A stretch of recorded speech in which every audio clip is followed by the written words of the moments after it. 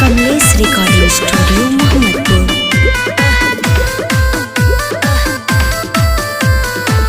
ले आई मार्केट से मैं किसी हो अच्छा पेन ही के लागे में सेक्सी हो। ले आई मार्केट से मैं किसी हो पेन ही के लागे में सेक्सी हो। पिया द हम के पसी राजा साचू का पिया द हम के पसी राजा। भगबू की ना हो अभी पैसा नहीं थे।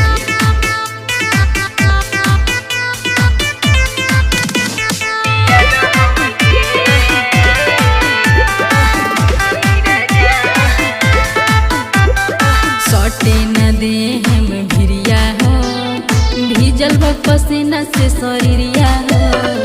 बतिया हमारे राजा मानी लो पर तार काहे जिक्रिया हो।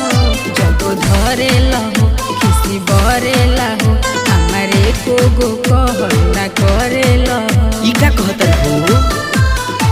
ले आई मार्केट से मैं किसी हो अच्छा पेन ही के लागे में सेक्सी हो। ले आई मार्केट से मैं किसी हो पेन ही के लागे में सेक्सी हो। पिया द हम के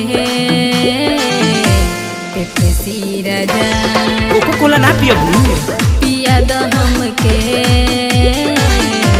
पेप्सी राजा।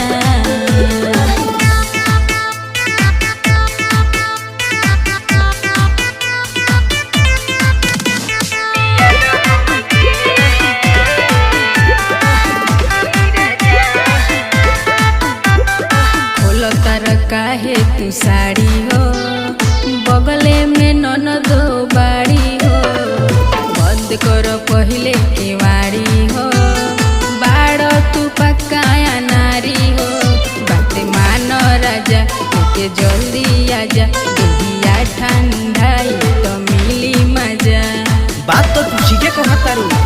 ले आई राजा जी मिक्सी हो पेन ही के लागे में सेक्सी हो।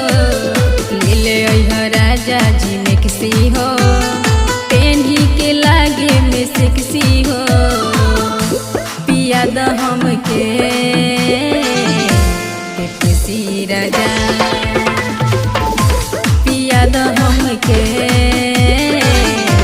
पेप्सी राजा। Kamlesh recording studio Mohammadpur.